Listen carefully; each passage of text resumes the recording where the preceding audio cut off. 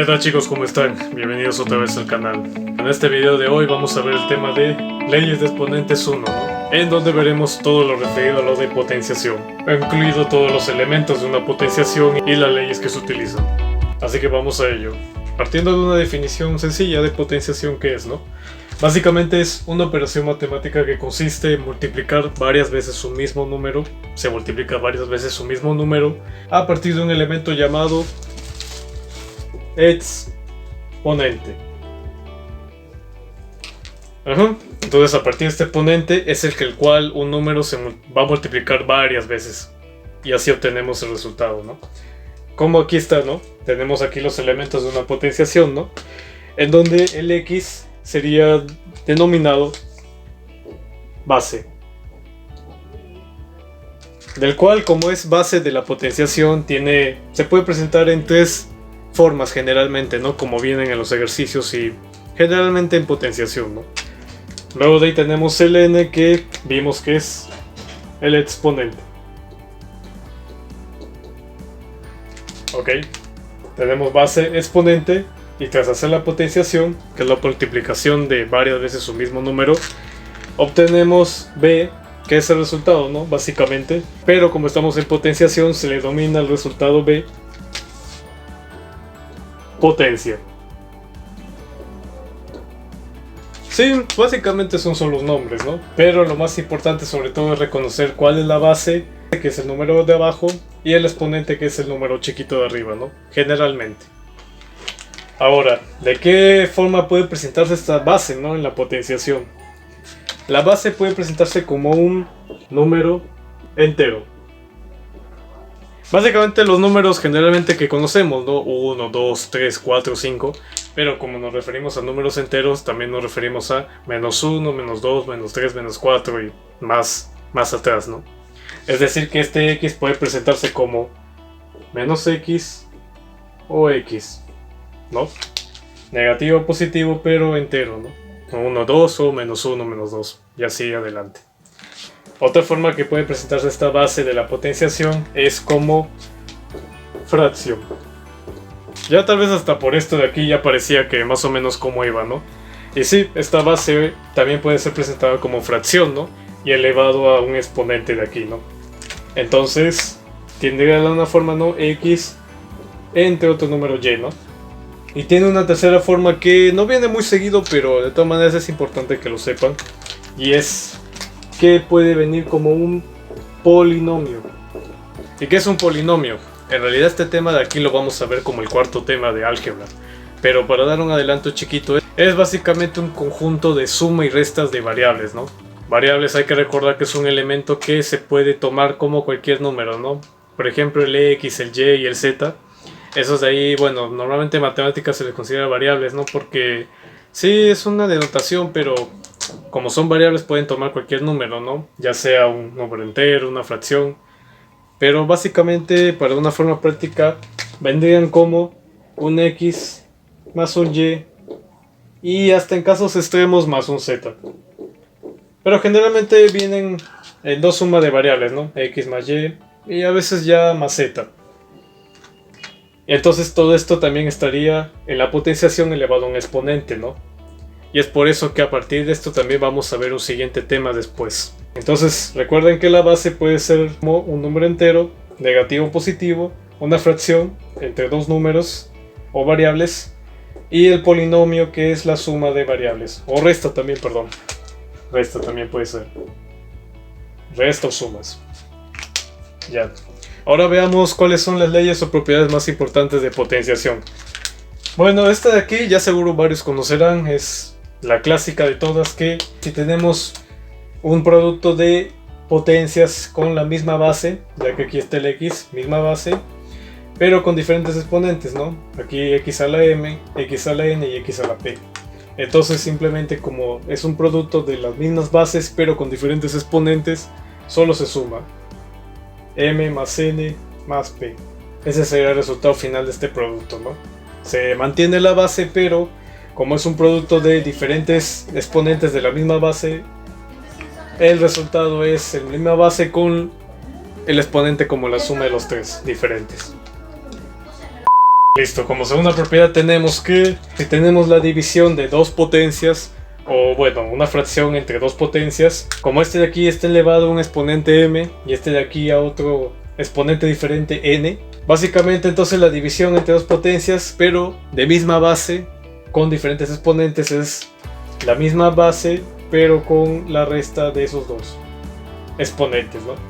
Siempre de el de arriba menos el de abajo. Y no importa si es que este de aquí es menor a este o este es mayor, simplemente es restarlos, ¿no? Y así obtenemos ese resultado. ¿Y qué pasaría si tuviéramos aquí varios productos de potencias, ¿no?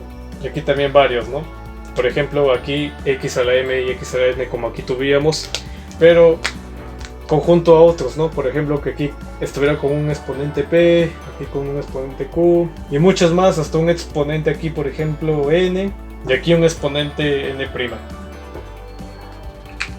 Entonces, como vimos en la primera propiedad, el producto de potencias con misma base pero diferentes exponentes es igual a la misma base con la suma de sus exponentes, ¿no? El exponente total. Entonces aquí sería m más p más exponentes que haya más el n, ¿no? Y aquí también, ¿no? n más q más n', ¿no? Sería el exponente de acá arriba de todo esto, pero con la misma base, y aquí también, ¿no? La misma base, pero con la suma de estos exponentes de aquí, ¿no? Entonces, bueno, para aquí poder un poco aprovechar el espacio, vamos a decir que toda la suma de esto de aquí es un S1 y toda la suma de estos exponentes de aquí es un S2, ya que es un producto, ¿no? Producto. Entonces, nuevamente aplicamos aquí la segunda propiedad de misma base, pero diferentes exponentes en una división o fracción. Entonces, el resultado final es la misma base, pero con la resta de los exponentes, ¿no? S1 siendo la suma de esto de aquí, aplicando la primera propiedad, y S2 la suma de todos estos exponentes. Y así tenemos este resultado. Como tercera propiedad tenemos que, ¿qué pasaría si tenemos una base negativa elevado a la n, ¿no? Esto más sobre todo va a depender de el exponente n, ¿no? Ya que será igual a x a la n, es decir, la potencia pero positiva, si n es par. Es decir, que se elimina el signo, ¿no? Si es que es negativo y está elevado a un exponente par, se elimina el signo y queda solo la potencia, ¿no? O sea, x a la n. Pero de ahí puede salir también menos x a la n si n es impar. Ya, es simple la regla. Si tenemos la base negativa y n es par, entonces sale la potencia positiva, ¿no? Pero si tenemos una base negativa y n o el exponente es impar, entonces la potencia sale negativa, ¿no? Pero igual realizando la potenciación, ¿no? Con su exponente. Aquí positivo y aquí negativo. Menos x a la n. Listo. Como cuarta propiedad es la potencia de una fracción, ¿no? Si tenemos una fracción x entre y a la n, esto como propiedad distributiva sería x a la n entre y a la n. Nada más. La potencia de una fracción elevado a un exponente se distribuye a cada uno, ¿no? Ahí. Sería entonces igual a x a la n entre y a la n. Listo, ya tenemos esto. Ahora, como un complemento de esta cuarta propiedad para potencia de fracción, ¿qué pasaría si tuviéramos una fracción negativa elevado a un exponente n, ¿no? Lo que hacemos es que este signo negativo de la fracción con el exponente n solo se va a ir al numerador, ¿no? O sea, al x. Sería entonces menos x a la n. N también afecta al y a la n. Básicamente como aquí no vimos, solo que como está negativo la fracción, solo afecta al numerador, ¿no? X. Y esto elevado a la n, ¿no? Y ya según este n sea par o impar, va a salir entonces luego así negativo o positivo. ¿Ya? Estas básicamente serían las propiedades principales, pero voy a darles unas cuantitas más que también van a servir para los ejercicios. Así que vamos a ello. Ok, acá tenemos las siguientes propiedades de potenciación o de leyes de exponentes 1. Esta de aquí, bueno, de por sí es la que quería también indicarle en la anterior pizarra, pero vamos acá a ponerla, ¿no? Toda base X, esto incluye fracciones, números enteros y polinomios, como hemos visto anteriormente, elevados a un exponente 0, siempre es igual a 1. Práctico de verdad esta regla para también varios ejercicios que vienen de este tema. Luego de ahí tenemos que ahora la misma base x pero elevado a un exponente n negativo. ¿Esto qué quiere decir? Que el resultado ahora sería igual a la inversa de la potencia, es decir, 1 entre x a la n. ¿Y esto por qué? De una forma práctica podemos decir de que si esto lo quisiéramos relacionar como una fracción, esto podemos decir que es como 1 entre 1, ¿no? Solo que como es entre 1 no se pone, pero es como si fuera entre 1. Y entonces como está elevado a un exponente negativo, se invierte y obtenemos 1 entre las potencias, ¿no? Solo que ya sin el signo ya. Entonces esto de aquí ahora nos obliga a definir lo que un exponente puede ser, ¿no? Un exponente de por sí puede ser también como la base varios casos, ¿no? Es decir que el exponente n puede ser también número entero. Es decir que puede ser positivo o negativo. Como hemos visto en la base, ¿no? La base puede ser positivo o negativo, número entero. Pero también puede ser el exponente número positivo o negativo.